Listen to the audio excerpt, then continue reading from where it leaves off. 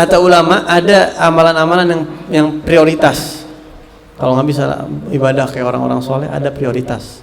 Ada yang perlu kita duluin. Apa tuh? Pertama nih, ingat-ingat banget.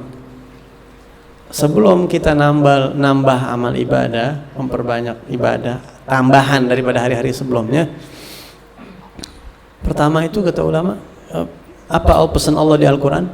Itu Allah berfirman di ayat yang tadi tuh, ya, di bulan-bulan haram itu pesan Allah yang pertama sebelum ngapa-ngapain, fala tadhlimu fihinna anfusakum. Yang pertama, jangan kalian menzalimi diri kalian sendiri. Itu yang pertama tuh.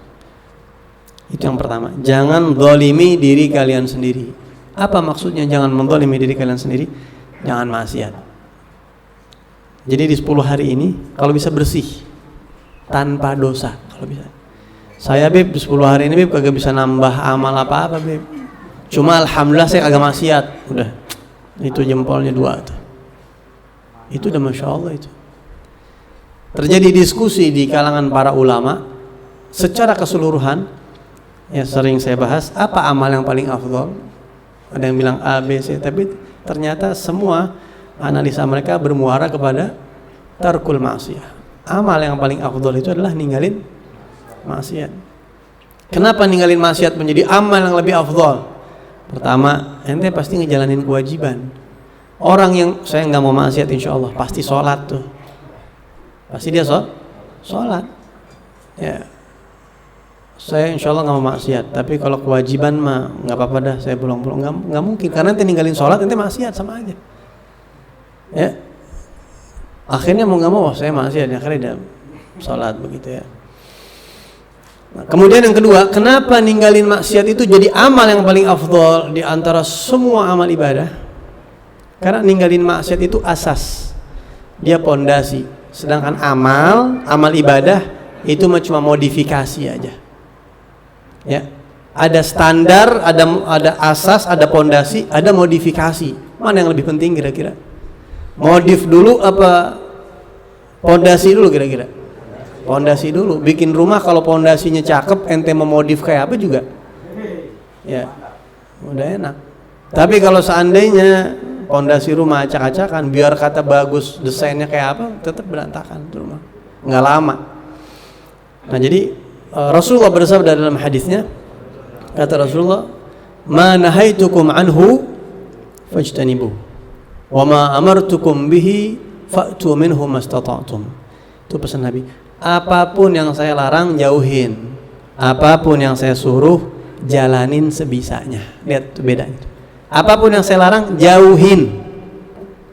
Nabi ngomong begitu. Tapi apapun perintah-perintah saya jalanin semaksimal yang antum bisa, kata Nabi. Nabi nyuruh sebelum beramal jauhin dulu maksiat. Nggak mungkin Nabi itu omongannya pakai susunan ya. Yang mana yang duluan itu ada makna di situ. Kenapa Nabi ngomong ini dulu baru itu? Al-Qur'an dan hadis itu ada takdim takhir, ada takdim takhir, itu ada makna di situ. Kemudian yang ketiga alasannya kenapa ninggalin maksiat itu amal yang paling afdol daripada amalan-amalan apapun. Al-Habib Muhammad bin Abdullah Al-Idrus dalam kitabnya Idah Asrar Ulumil Muqarrabin, itu kitab bukan ukuran kita, itu kitab bukan bacaan kita sebenarnya mah. Itu kitabnya para wali-wali itu, kalau diamalin jadi wali itu kitab. Cuma kita paling enggak ya pengen tahu kayak gimana sih gitu pikiran para wali begitu ya. Kita pengen tahu kayak apa sih mindsetnya para wali, pola pikirnya begitu. Di situ dikatakan kenapa kau ninggalin maksiat lebih afdol daripada memperbanyak taat? Karena kalau yang namanya ibadah taat mah siapa aja bisa ngerjain. Ya. Orang yang kagak sholat bisa nyantunin yatim piatu, bisa. Sholat kagak dia, maksiat. Koruptor bisa umroh. Kalau yang namanya ibadah mah siapa juga bisa. Orang baik, orang kagak baik bisa ngerjain kebaikan. Bahkan orang kafir berbuat baik kepada orang. Banyak kan ya, yayasan-yayasan sosial gitu. Tapi kalau yang namanya ninggalin maksiat itu yang sanggup hanya orang-orang pilihan Allah, muqarrabin. Ya, jadi orang-orang yang ninggalin maksiat itu hanya orang-orang pilihan Allah. Nah, itu konsentrasi di situ itu lebih utama. Ya. Kemudian yang keempat, alasannya kenapa? Dosa itu beban. Jadi kalau kita ini amal soleh itu kan naik. Amal soleh itu sifatnya dia naik. Allah berfirman di Al-Quran, ilaihi yas'adul kalimut thayyib wal amalus salih yarfa'uh.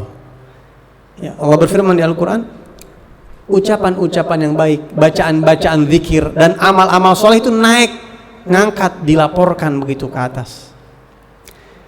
Buat naik itu harus ringan. Sekarang pesawat itu kalau bebannya terlalu banyak naik gak kira-kira tuh? Nggak bakal naik. Mobil itu kalau bebannya terlalu banyak, misal contohnya mobil Avanza bawa beban 8 ton 8 ton mobil Avanza tuh. Gimana kira-kira tuh? Jalan nggak kira-kira? Nggak mungkin jalan ya. Nah begitu juga ibadah kita. Ente memperbanyak ibadah tapi kitanya ini dosa banyak, kagak ngangkat tuh amal ibadah, kagak ngangkat.